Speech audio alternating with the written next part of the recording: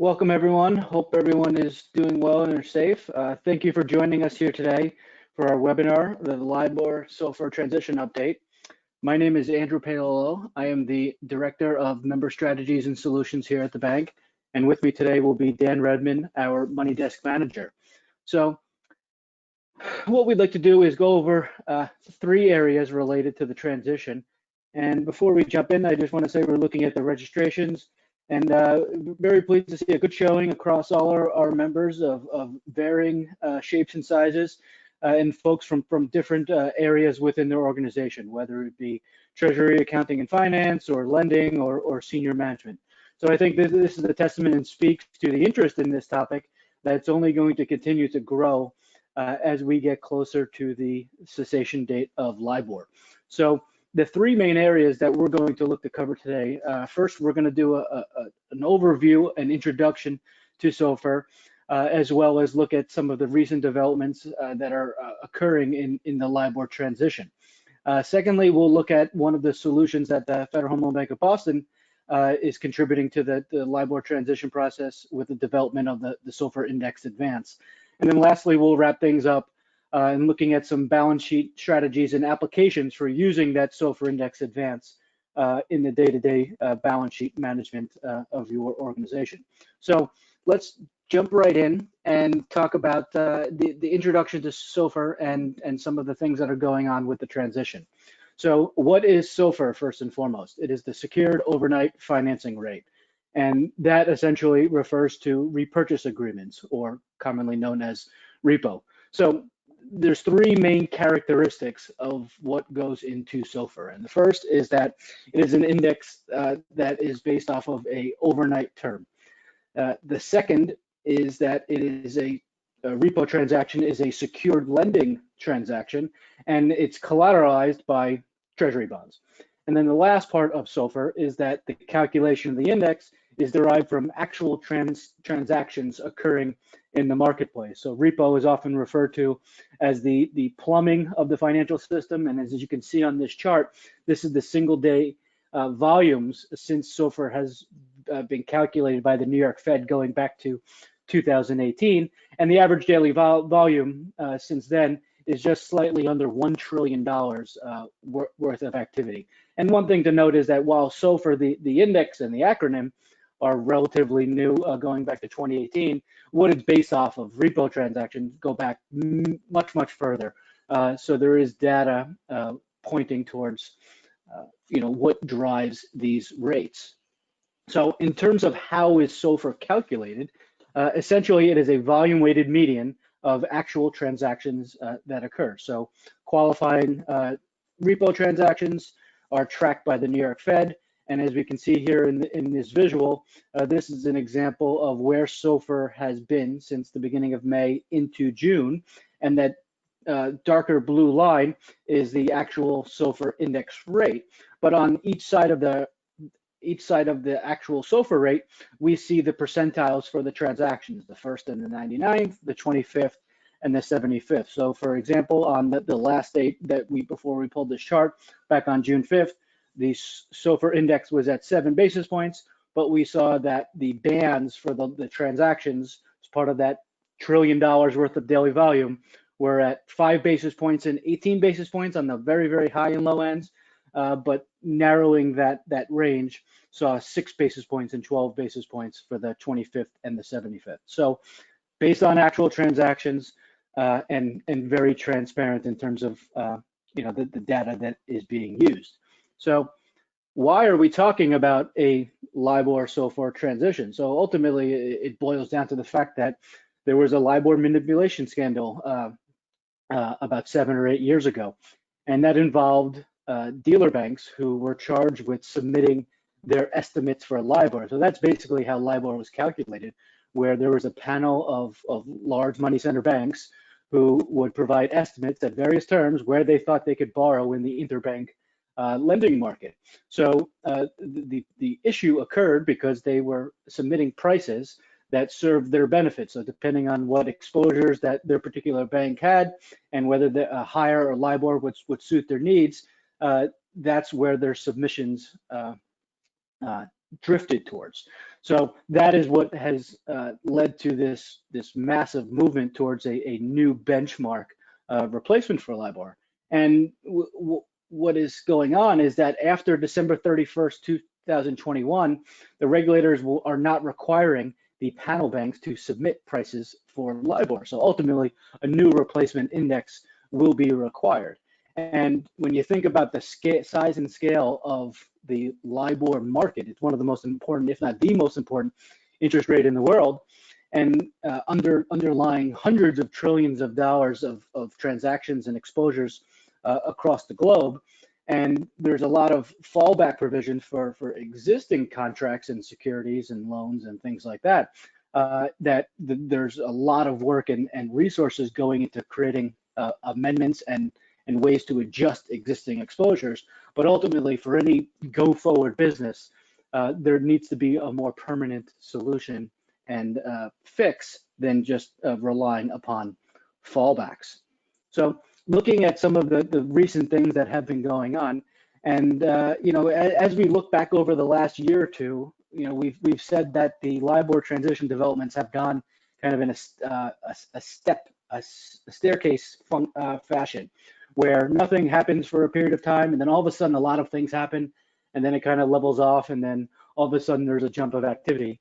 And the last month or two has been one of those jumps in activity where there's been a number of high-profile things and news items that have come to the forefront.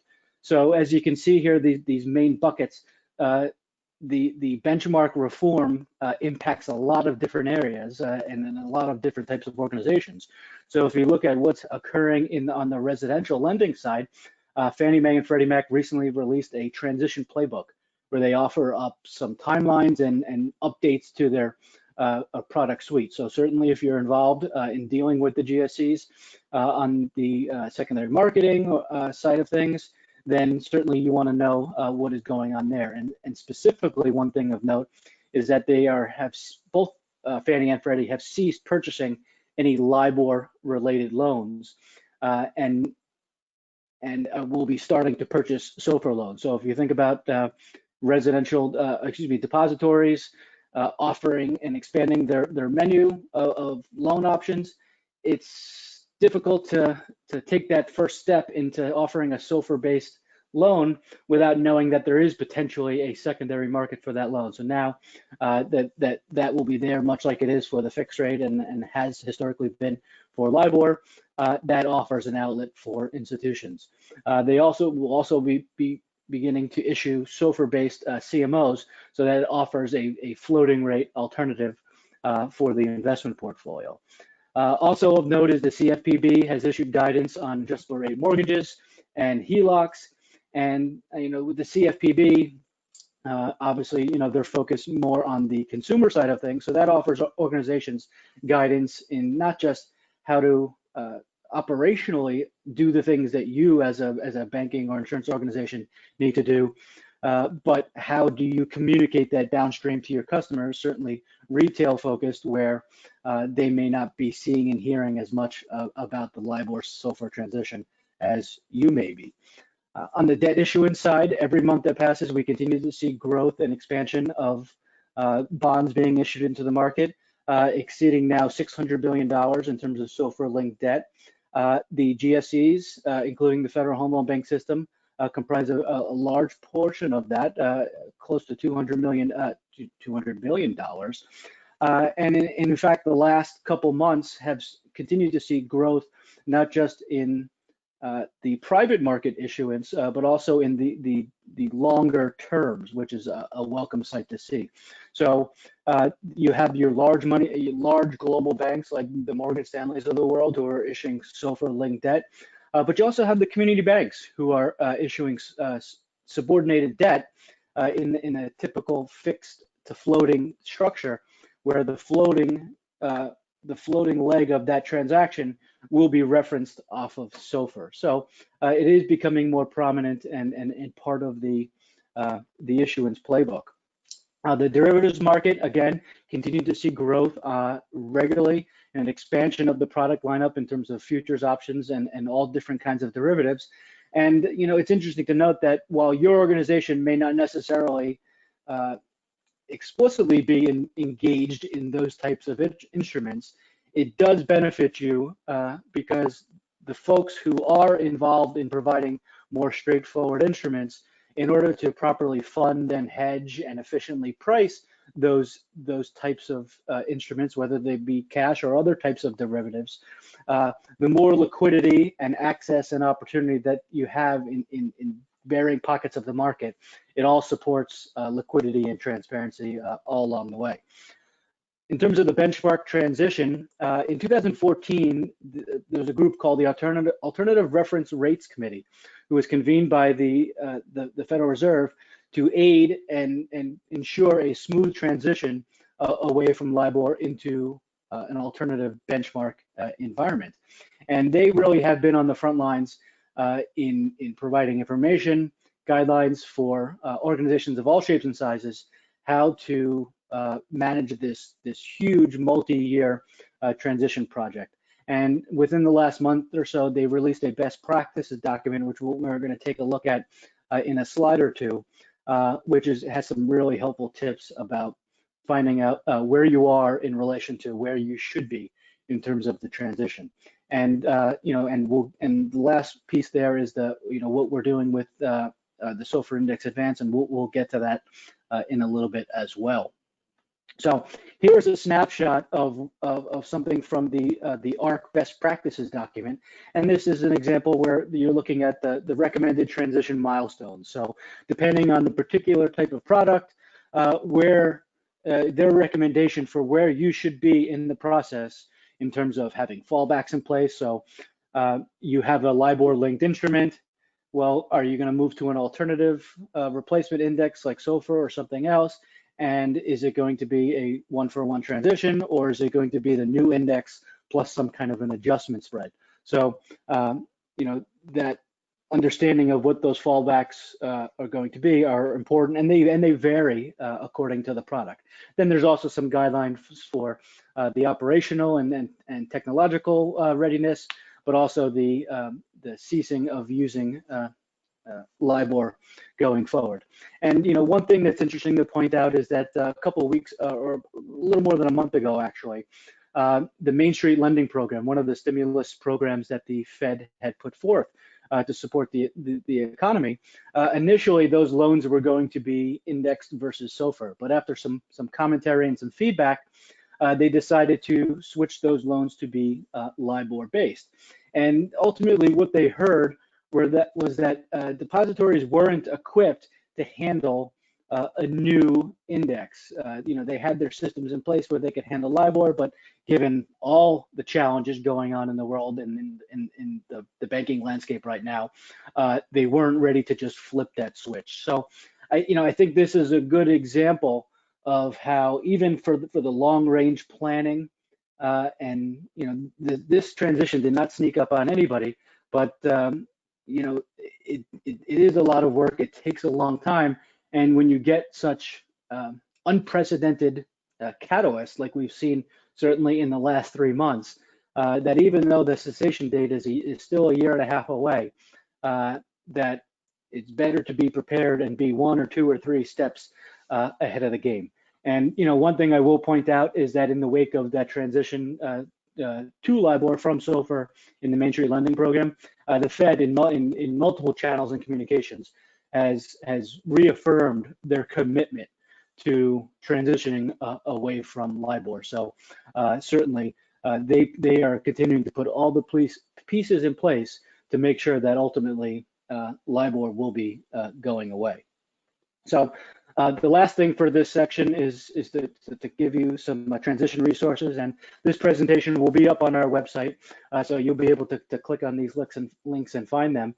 So the first one is just simply the page on the Federal Reserve Bank of New York that has the access to SOFR and the historical data, those charts that we pulled about the bands and the volume and things like that. So if you feel the need to understand and educate and see where those rates are, that's easily accessible. The link for the ARC there is as well, and like I said, that is a fantastic resource. It's a there's a lot of information in a lot of different areas, but that is intended to be the central command for this transition process. And then lastly, I'll point out something that we're doing. We have a transition update document that we'll be regularly updating and putting in as new things develop. And we don't have to be as broad-based as the ARC is necessarily. We want to, it's our goal to focus on the things that are most relevant to our members and their businesses. So that document hopefully will focus and direct you into the things that may be most relevant to you. So at this point, I'm going to pass it over to Dan, and he's going to talk a little bit about one of the things that we here at the bank are doing in regards to the transition. Thank you, Andrew. Good day, all. Thank you for your time, as always. Always appreciate it, and hope all are well. Reason we're here, obviously, as Andrew had highlighted, is the SOFR LIBOR transition, and we're dealing with a situation where the publication of LIBOR is not guaranteed beyond December 31, 2021. Depending on who you talk to, there's different degrees as far as who believes that or not. Seems like most of those in the know have the LIBOR expiry falling into the death and taxes category. So safe to assume that we're in a situation where we lose this index by the end of 2021. There's some concern out there that we may even see it fade, its importance fade prior to then. So preparation becomes all the more important because if panel banks stop publishing LIBOR rates, it may become a zombie index, and it may not be effective. So our regulator, the Federal Housing Finance Agency, wanted to be way out front of this this topic, and the goal of the agency was really to establish a depth of knowledge regarding this change, regarding the new SOFR index, regarding the new products in the market as a whole, and building up an expertise that we can in turn share with our membership and help at the member level with the transition. So that's what we've done. This has been a hot topic at the Home Loan Bank of Boston for a couple of years now. We've had based on initiative from our regulator, we've had a cross-functional group working together since about 2018, focusing on identifying the exposure or our exposure to LIBOR on our balance sheet, and preparing from a member standpoint our advanced products, taking a look to see what products are indexed or dependent upon LIBOR, and we have put a maturity restriction on a basket of products out to December 31, 2021. And what we've been doing is we've tried to rework some of the more popular products to get them back out and available to members, which we have done in a few cases. And one of the other things too was to get members access to the index, the SOFR index, and we did that with a SOFR-Indexed advance. On this slide, you can see back in October of 2019, we introduced this adjustable rate index, adjustable rate advance that's indexed directly to SOFR, has a very flexible maturity schedule, rate terms out to 20 years. The advance rate adjusts on a daily basis at SOFR plus a predetermined static spread that's determined on the trade date, and it's dependent upon the final maturity of the advance. Interest is adjusted and calculated daily. And the interest itself, it's a 0-day look back on the SOFR index. So interest charged for, say, March 10th would be based on the SOFR rate set of March 10. So technically you don't see that till March 11, but that is how it would calculate. And it's a simple interest calculation based on an actual 360-day year. Interest is paid annually. So principal will be due at maturity, but interest is paid annually. And if you have an advance that matures inside of a year, so a SOFR advance that's either 3 months or 6 months in term, that is all interest is paid at maturity at that point. And the advance is also prepayable, subject to fee, depending upon market conditions at the time. So what I did from here is I developed just a hypothetical advance and to include in this presentation dating back, went with a shorter term advance. If you've paid attention or you've seen any of the activity that we've done recently, we've done a lot of 3-month offerings. So 3-month SOFR index advance offerings as specials on a weekly or bi-weekly basis. And that seems to be where the interest has been recently, especially with the uncertainty in the market. And so what I did is I went back to end of February, technically beginning of the March by the time this hypothetical advance settled, and priced out and created a 3-month SOFR index advance back on February 27. So the advance would typically settle 2 days out, but we do have some flexibility on the front end there if you need it sooner. So in this case, 2 business days forward would have been March 2, And again, 3-month advance, and I'm using a notional dollar amount of 10 million. As you can see on the right, I listed in that chart SOFR advance rates from March 2 out through August 2, excuse me, June 2. And as you can see on there, average SOFR advance rate during that period of time, 23 basis points. Of course, it's an interesting period that we chose here, or just timing wise, because you can see that's where really short-term rates fell off the cliff. So as far as the advance in this example, at the time, we were looking at a 3-month SOFR advance priced at SOFR plus 30 basis points. So at that time, I assume SOFR was set at 6 basis points, or higher than that at the date. So you probably would have been somewhere around 190 out of the gate. But that index dropped off significantly after that point. And you looked at a situation where you were talking about an average advance rate of 53 basis points for that 90-day period. So great timing utilizing that advance. When that advance comes to maturity, as I said before in the prior slide, principal is due at maturity. You're looking at a 92-day count, so you're just going to get a simple average of those SOFR sets for that period of time. So the interest due on 10 million over that 92-day period based on a 53 basis point advance rate, 13,544 spot 44. So although principal is paid at maturity on the maturity date, the interest on the advance is paid 2 business days thereafter. It just takes time. Again, there's a delay in the rate, so SOFR rate set for that last business day, and allows time to calculate, move forward. So just as an example, using this 3-month, if one was to initiate a 3-month fixed advance rate back on March 2, it would have been a 155. So this example, obviously, a big win if members had utilized that SOFR advance rate and took advantage of the front end of the curve and the way rates have gone.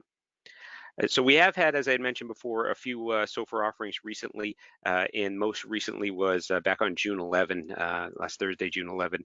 We had a 3-month SOFR advance that went off at SOFR plus 29 basis points. The SOFR index set at 7 basis points on that settlement date. So the initial rate set would have been 36.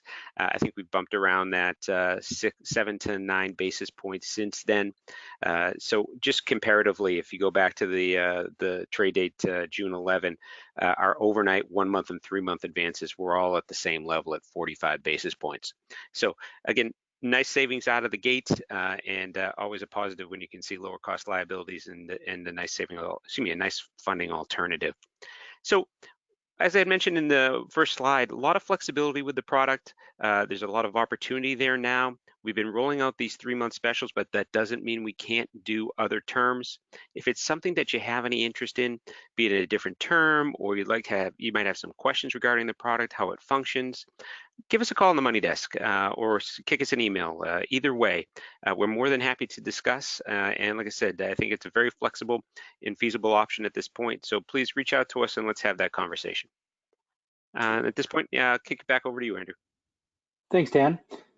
So lastly, we'll wrap up, and I think that's a good segue from Dan's example there in terms of looking at the pricing advantage to looking at 3 ways that we can take the SOFR index advance and apply it to the everyday balance sheet strategies that you're probably already using, and it creates some opportunity where you can save a little bit on interest expense and or improve some of the correlation and matching with the types of assets that you're putting on the books.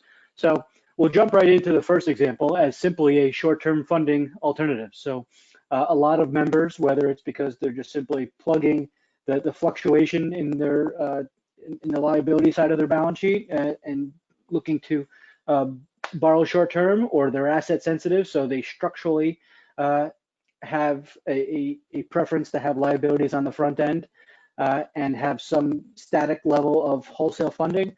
Well, here's an example where you're going to compare where 1-month classic rates were versus the 3-month SOFR index advance.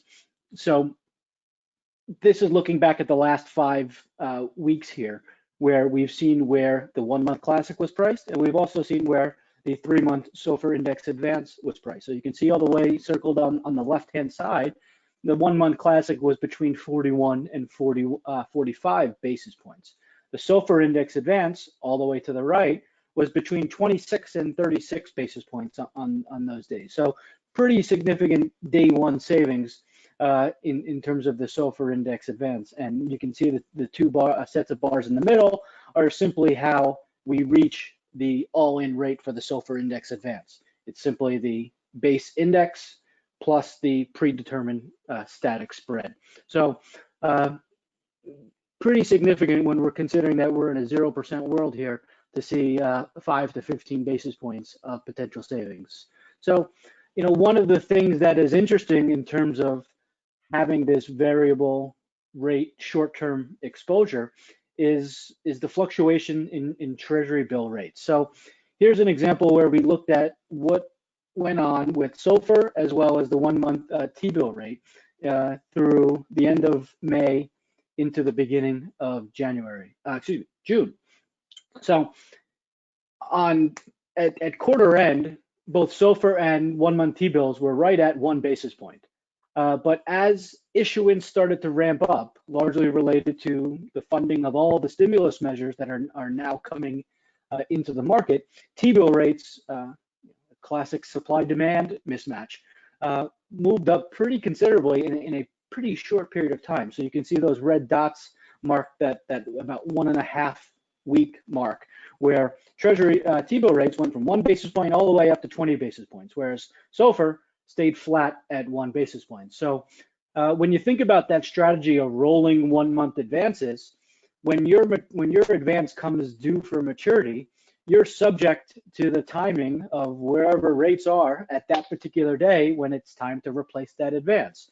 So if you are unfortunate to have an advance maturing in that April 7th, 8th, 9th, 10th range, you are going to see a likely elevated advance rate because 1-month classic advance rates are based off of where T-bill rates are. So you can see in the call out box there in the middle where 1-month advance rates were around 34 basis points at the end of March, while on April 9th, they had elevated all the way up to 50 basis points. So if you were fortunate to have a SOFR index advanced leading into that period, you would have not seen a rise in interest expense like you would have seen in that rolling 1-month strategy. So we saw on the prior slide where there's the day one savings, but this is that path afterwards where the savings can accelerate and that gap can widen in your favor because your liability costs remain low and stable. The second balance sheet strategic use for the SOFR index advance could be paired with interest rate swaps. So a lot of our members use swaps in a strategy of paying the fixed rate on the swap, often LIBOR link swap, and they receive the floating rate and they fund it by rolling short-term classic advances, either 1 month or 3 month. So there's two ways that the SOFR index advance can be used a little more efficiently here. So as the transition from LIBOR progresses, the swaps market is gravitating to non-LIBOR related alternatives. That includes the OIS market. So that's the overnight index swap, and we'll get into exactly what that is in a minute. So if you look at the first column and the third column there, we won't go into all the details here, but here's a situation where you're doing largely identical things with two different types of instruments. You're doing a 2-year swap and you're funding it with a 3-month advance. So in the left-hand side, you're doing an OIS swap funded by SOFR. In the right, LIBOR swap funded with classic advances.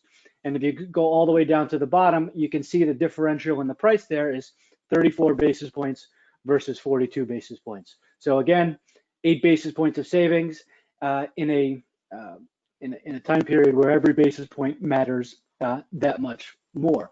And one of the advantages, and a second application would be rather than just transitioning new activity to these OIS-based swaps, your organization may have LIBOR-based swaps that they have on the books already and that you're funding with rolling classic advances. Well, in the last couple of weeks, I've had a number of conversations with swap dealers and ALCO advisors who are very prominent with community banks and credit unions, many of them who work with organizations like yourselves.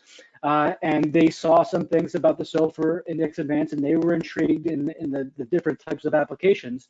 And some of the feedback that we've gotten is that certainly the OIS and the SOFR relationship would allow for a much cleaner hedge accounting relationship. But even the relationship between LIBOR and SOFR is strong enough that the correlation is there. So you can check off that box, but you can also, as we saw on the bottom of the screen, produce some interest expense savings, which is always a good thing, most especially in this climate that we're in right now. So I mentioned OIS, and essentially OIS is just a fancy way for saying Fed funds, the same way that SOFR is a fancy way for saying repo. So we want to look at what is the relationship between SOFR and OIS, and I mentioned the very tight correlation. So if you look at this set of charts here, you kind of have to squint to see that there's actually two lines on the chart, and that's intentional because that shows how tight the correlation actually is between OIS and SOFR, between Fed funds and repo. So on the left-hand side, we see the year-to-date daily readings for SOFR and Fed funds, and you can see they're right on top of them, both in those first 2 months of the year where it was kind of a normal environment, but also through March, when we were in a pretty chaotic and volatile environment. And in fact, SOFR actually fell faster and closer towards zero than Fed funds did. And then they've been right on top of each other ever since. Looking at the right-hand side, this is the rolling 1 month average of SOFR and Fed funds. It goes all the way back to 2018. And I think this is an interesting dynamic because back in September of 2019, you may have seen that the repo market had a little bit of a disturbance where rates spiked up exceptionally high as there were some short-term funding pressures in the market.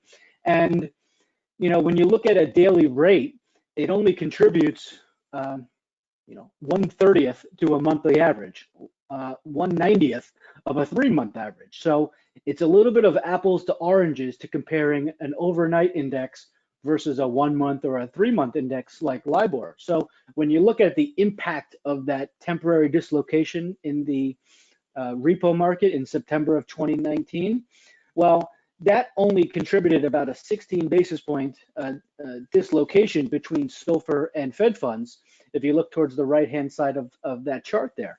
Well, compare that 16 basis points versus what you saw in LIBOR in March and April, which was in excess of 100 basis points. So, you have to use that rolling 1 month average to really give you a clear perspective. So that leads us into the last part here in terms of funding floating rate assets. So, if you're originating variable rate loans tied to LIBOR still, or investing in LIBOR-linked investments, well, the SOFR advance can be a wise way to fund these assets, to align not just the interest rate exposure, but also the liquidity profile. So as we mentioned before, the correlation tends to be strong over long periods of time, but when it does diverge, and is pointed out by some of those arrows on the screen, you can see it happens because the credit component of LIBOR leads to a widening and or SOFR falling faster while LIBOR is flat or even going higher. So what does that mean? If you have a LIBOR asset and a SOFR liability, you want your asset index to go higher and you want your liability index to go lower because your margin is going to expand. And in fact, that's what we saw in March and April. And one good example of that would be our insurance company members who invest in things like CLOs.